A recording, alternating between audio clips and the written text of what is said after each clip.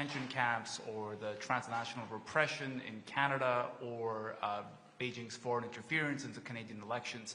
Did you bring these issues up? We had a discussion on foreign interference.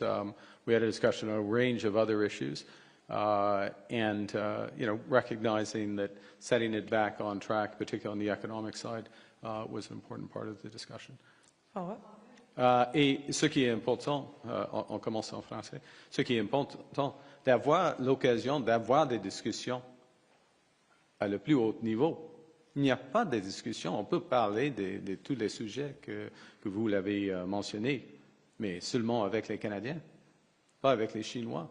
Il faut avoir un rapport, une ligne directe avec le président et le premier ministre de la Chine.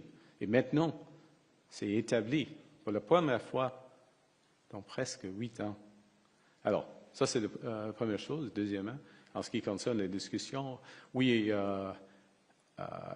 nous avons eu une discussion sur l'entente étrangère, et la plupart des discussions sont sur des enjeux économiques. Mais en même temps, c'est une discussion d'établir les principes.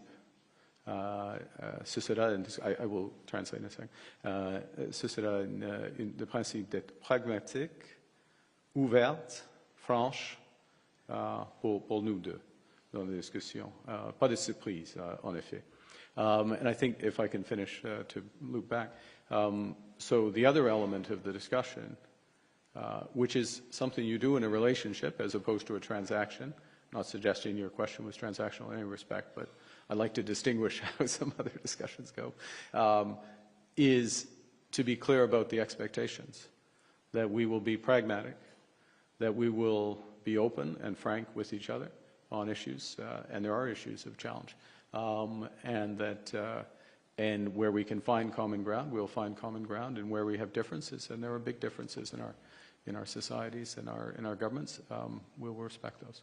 Okay. So how did he react when you mentioned foreign interference into Canadian Look, elections? we had a discussion that was, our overall discussion was constructive, and it was number one, constructive. Number two, marked a turning point in the relationship. I don't think they recognize the level of concerns we have about these issues, but we manage these issues in Canada. We have a structure to manage them. And look, I'm going to repeat what I said because it's very important. It doesn't do any good to talk to ourselves about these issues alone. It's important that we are engaged with the world's largest country by population, second largest economy by value, and increasingly influential. Determinant, not just influential, determinant of the global system. So we need to be back in there, and now we are back in having those discussions. Next question. And I guess the last one, I'm sorry, I'm going to drone on for 1 sec. And the point of having the relationship is, you know, if you have a relationship, you see people multiple times. It's not a one and done, and that's where we are. Thank you. Next question. Hi, Prime Minister. Hi. Sarah Ritchie with the Canadian Press. If you cast your mind back to April during the election campaign, I know it feels like a long time ago for me, you told Canadians that China was the biggest security threat to this country and to Canadians. Do you still believe that to be the case? I think we have to manage all our threats. There are a number of threats from a country mentioned, Russia.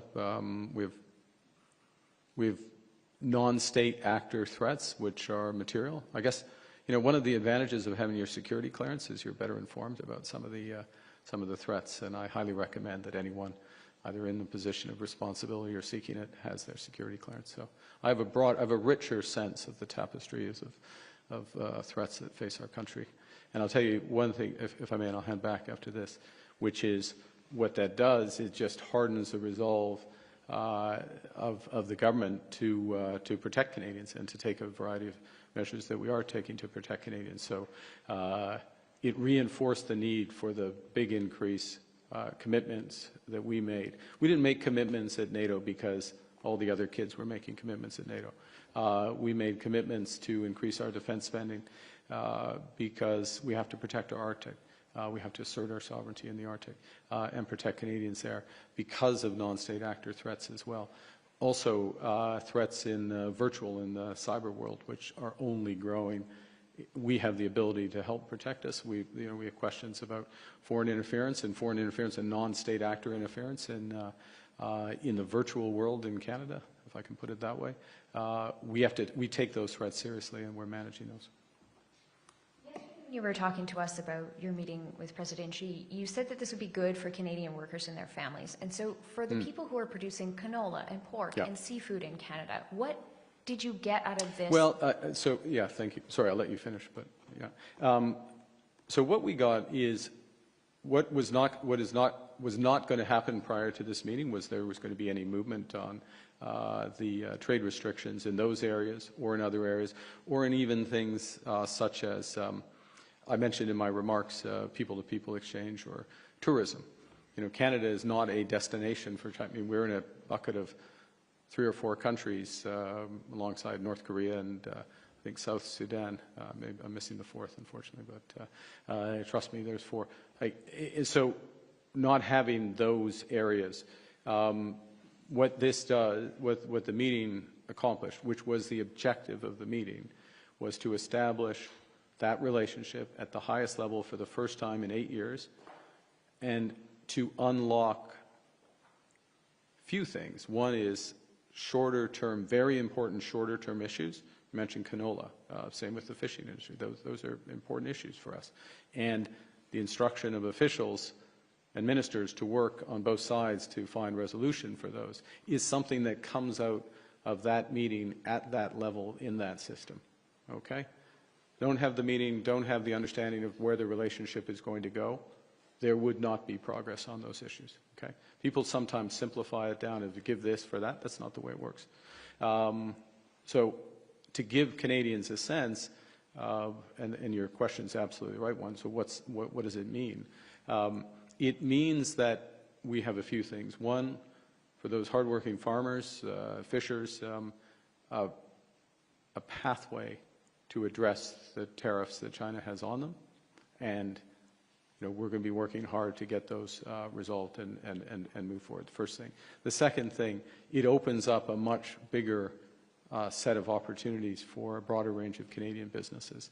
Not in all areas, but in areas that are to our advantage. And that's part of what we will scope out over the course of the next few months in advance of my visit.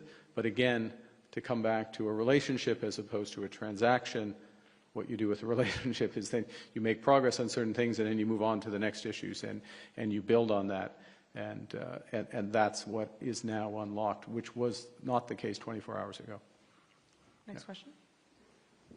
Steve Chase, Globe and Mail. Right. We're still trying to take the full measure of your policy towards China, so I'll ask you about the Indo-Pacific policy, the government's Indo-Pacific policy. It calls China an increasingly disruptive global power. Do you